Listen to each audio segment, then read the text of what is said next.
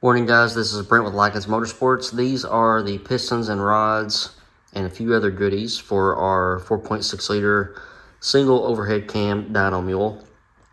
So when I get a few spare moments, I like to chip away at this.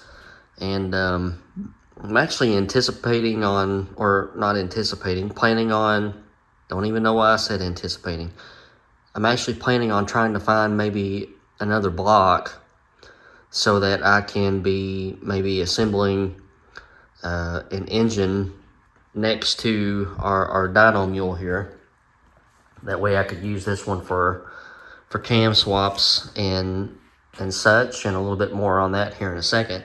But if I could come up with another block, I've got my eyes open around here locally to see if anybody's got one for sale. But I could go ahead and have it machined and have the crank balanced and go ahead and assemble the short block and have that on the stand. But what we're looking at is a set of custom Molle pistons.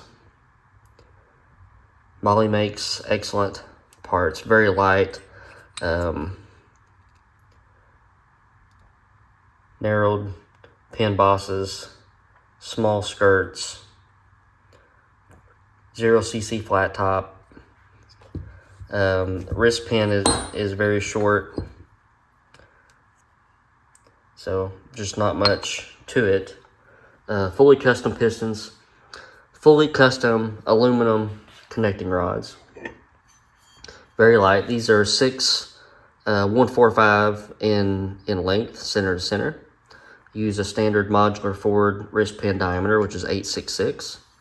And a standard modular forward rod journal, which is 2.086, made for me by R&R in Florida. They make good parts. So what I'm going to do is go through my normal rigmarole on trying to balance the weights, so we don't have to grind on anything. They don't recommend you grinding on aluminum rods at all. So it's kind of important that we can nail down everything that way. But we're going to weight match everything, and we're going to come up with I'll show you how to fill out a Bobweight card. This will be something, if you're building an engine at home, you're going to have the crank balance, which you should. Part of the labor in balancing your crank is weight matching everything and measuring everything, weighing everything, and calculating the bob weight. So if you walk into your shop with the crank and a bob weight in hand, hopefully they'll catch a little bit more of a break, since a lot of the work has already been done. They just need to spin the crank up and adjust the weight. So first of all, we're going to weigh. I've already weighed our pistons. I did that in a previous video. If you want to go back and watch that, I actually weighed our wrist pins as well. And I've got a set of bearings to weigh, because that's part of the calculation. And my goal is to come up with a bob weight, get the pistons hung on the rods, and need to drill a rod bearing so I can just do a preliminary bearing clearance check. These are X bearings. I anticipate these are not coated, although I will get them coated. So the whole purpose of this is to calculate the rod bearing, or to measure the rod bearing clearance, to kind of back into what kind of rod bearings I'll need to send, because there are no bearings available off the shelf that are for a doweled aluminum rod. So whatever, we gotta send the bearings out to have those drilled. I don't want to do it here, and I need to know which bearings to order. So with all that being said, here's our rod measuring fixture, and it's really easy to mess with. You just set this part on there, zero it out, and you just go through the process of weighing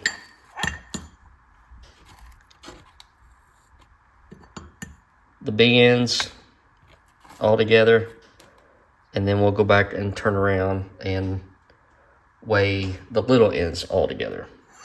So what was that again? What was it, 365? Yeah.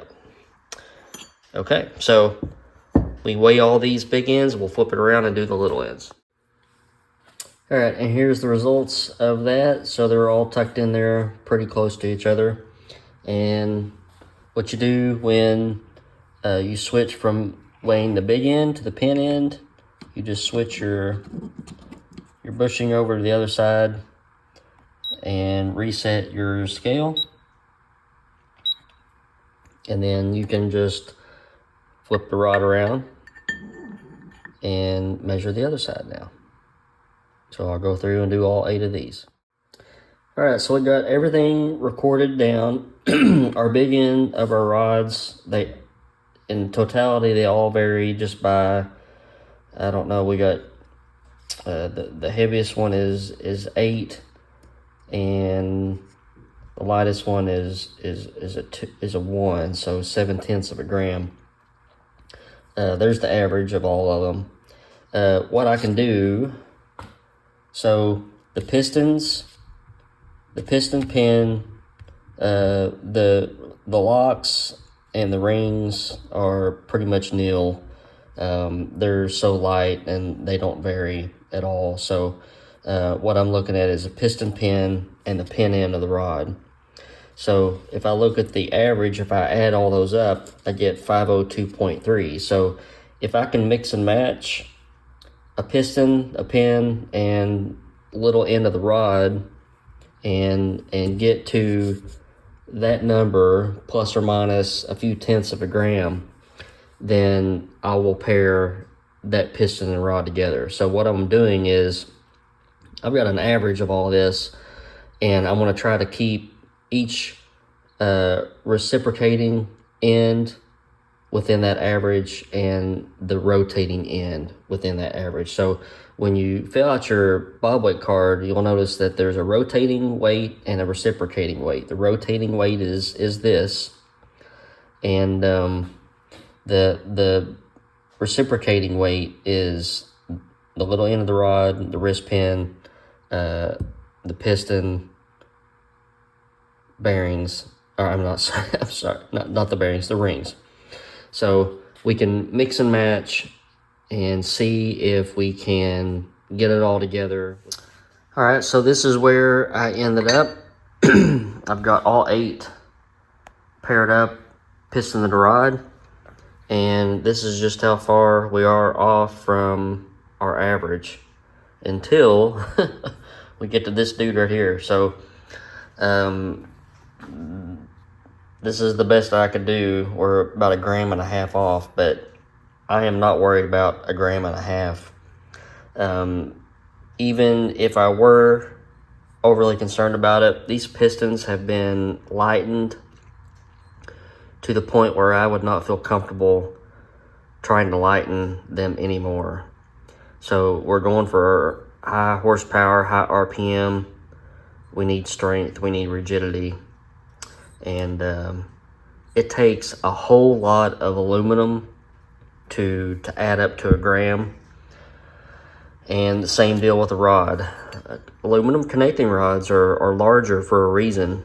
It's because they have to be chunkier and beefier to handle, the loads as opposed to a steel rod. So I'm going to leave it the way that it is. Here's one thing that you'll learn about a crank spinning in an engine.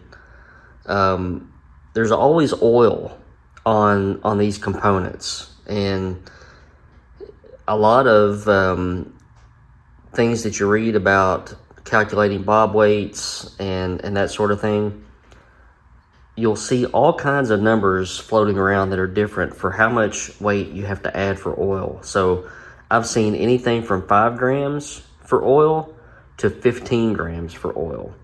So at any point in time, you know, a rod and a piston can have oil on it in the crankcase, which would add weight to, you know, any part of it.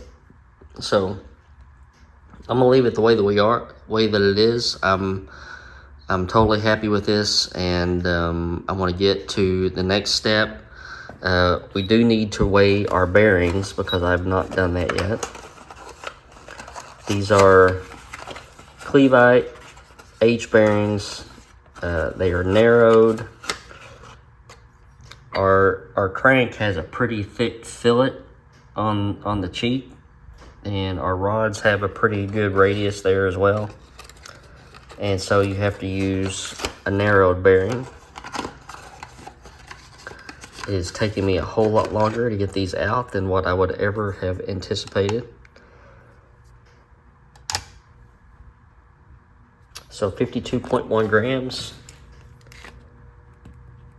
for bearings. So we've got our pistons weighed, we've got our wrist pins, we've got our locks, we've got our rings, we've got our bearings, we've got our big end, we've got our pin end of the rods, and I can now put this into a Bobweight calculator and spit out a Bobweight that I can give the crank balancer, and then we can go from there. So let's do that now. All right, so if you're wondering how to calculate your Bobweight at home, you can just Google crankshaft Bobweight calculator. You can use this first link that pops up. So you basically just fill in the information, and I'll do this now. So our piston is 254 grams. Our wrist pin, we're going to say 107. Locks, I got 1.9. I mean, 2 is close enough. Rings, 19. Bearings, 52. Our rod, small end, 147. Rod big end, 365. And there's our Bobweight, 1367. So it's estimating 4 grams for oil. Like I said, I've seen anywhere from 5 to 15. So 1367 Bobweight. If we go to, remember from a past video, I ended up getting an Eagle crank. Eagle does a decent job of listing their target Bobweights. And here's our crank right here. So if we look right here, target Bobweight, 1,600 grams. So that means we are about 300 grams under the target. We're going to need a bunch of weight removed from the crank, and we'll have it spun up just to see what that would entail. If it's going to mean a bunch of holes drilled into the crank, I'd rather not do that. And I'll probably let instead of the balance shop, I'll let the crank grinder put it on his lathe and cut the counterweights down, which would kind of help us in a couple different ways. But 1,367 grams. All right, so when working with aluminum rods, you'll see a couple different differences. The rod bolts are a whole lot longer in comparison to a steel rod. A lot of the rods that I use are, where'd my calipers go? Here they are about 1/600 under length. These are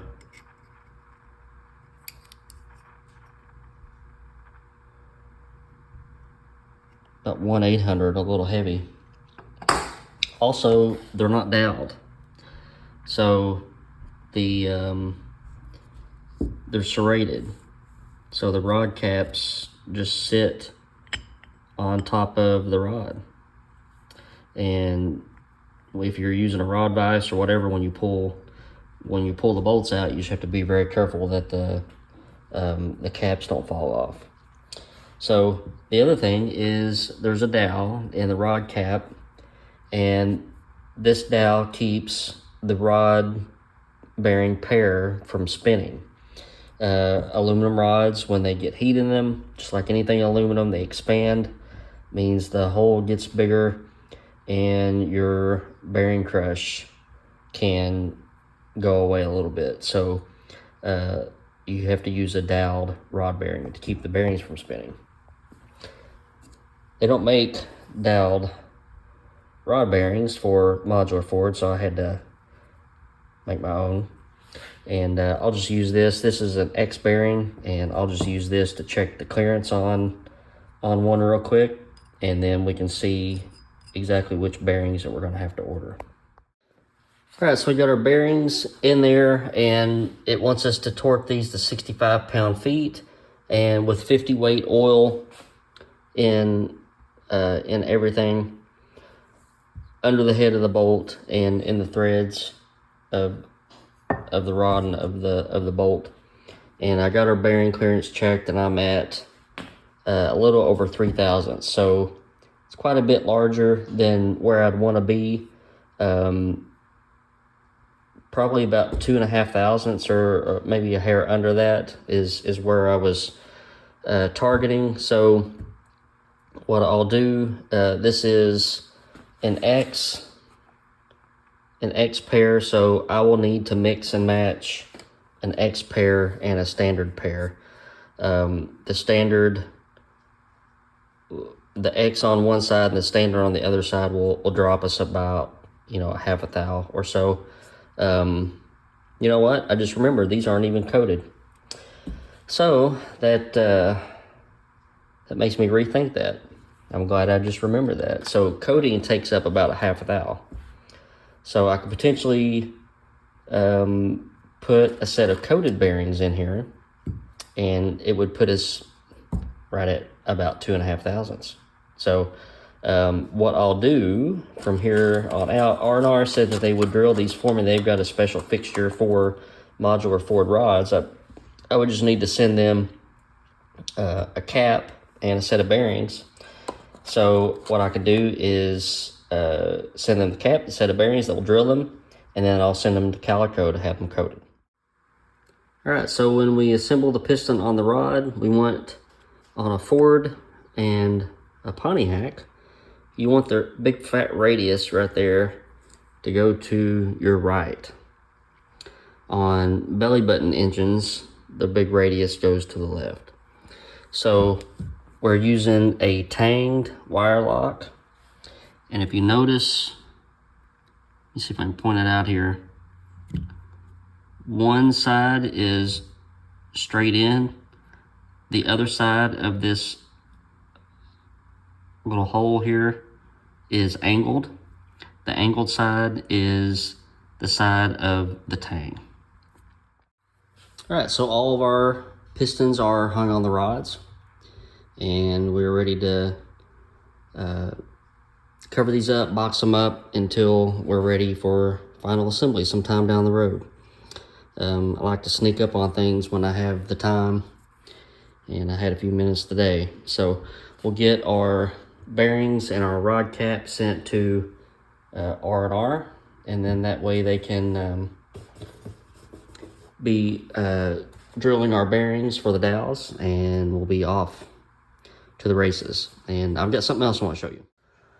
All right, so the lash adjusters in our 4.6 liter motors are hydraulic, and like any other hydraulic tappet or lash adjuster engine, the more aggressive the cam, the higher the spring load, there's more of a chance that all that load can overcome the hydraulic pressure in the lifter, which would cause the valves not to open as far. So if on traditional not overhead cam motors, so overhead valve motors, cam in the block, we do different things to get away from that. Lighter valves, lighter valve train, short travel lifters, that sort of thing. It gets to a point though, on some engines, not all engines, on some engines, where it's just more prudent to switch to a solid lifter so that you don't lose horsepower up top. I don't know where that point is with the modular Fords. So I know that there are some pretty aggressive lobes that are available from both Comp and from Bullet. And, you know, that combined with RPM could very well overcome the hydraulic pressure in the lash adjusters. So I don't know if I'll do it on this one or do it on the next one, but I would like to try a pretty funky pair of cams combined with a set of solid lash adjusters. So this company, BLE Products, and Jessel both make solid lash adjusters for modular Fords. The ones from Jessel are pretty expensive. These aren't that bad. Like $450 or something like that. The difference in between the two is that the Jessel lash adjuster, this is the longest paper known to man. Holy cow. The Jessel lash adjuster has shims in it that you use to set the lash. This lash adjuster has a threaded adjuster with a jam nut. So, never used either one of them. $450 is more appealing than, I can't remember how much the Jessels were, $1,200, $1,300, $1,400, plus you have to use their followers. These work with a factory style follower. So, I'm going to give them a shot. I may see how this goes, and I've got my eyes on a set of lobes from Comp cams that are pretty aggressive. I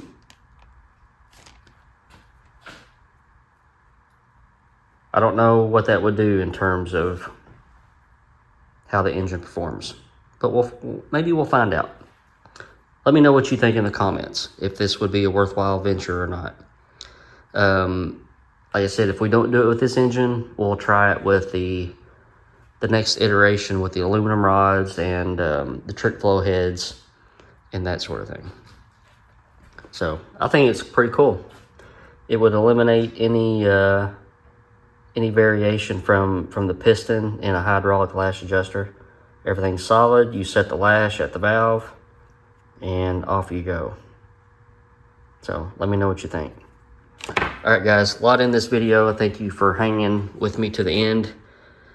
Hopefully this helps you on doing your balance card, figuring out your bob weight, and just giving you an idea of how all that works in a general basis. I didn't go into detail on balancing or anything like that, but your balance guy will basically take those measurements and he'll make up a bob weight, and it's literally just a clamp with a bunch of weights on it, and he'll bolt that to each rod throw on your crankshaft and simulate that as the way that it would be running in the engine, spin it up, and then make adjustments, either add weight or remove weight.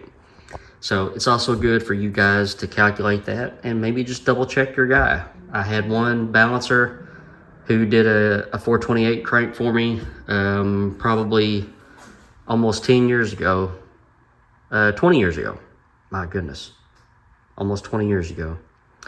And he was off on the bob weight by like 100 grams. So I caught it before he spun it up, and that would have been a mess. But just more information for you guys to put in your belt. Hope you guys are having a good week. I will talk to you soon. Be good.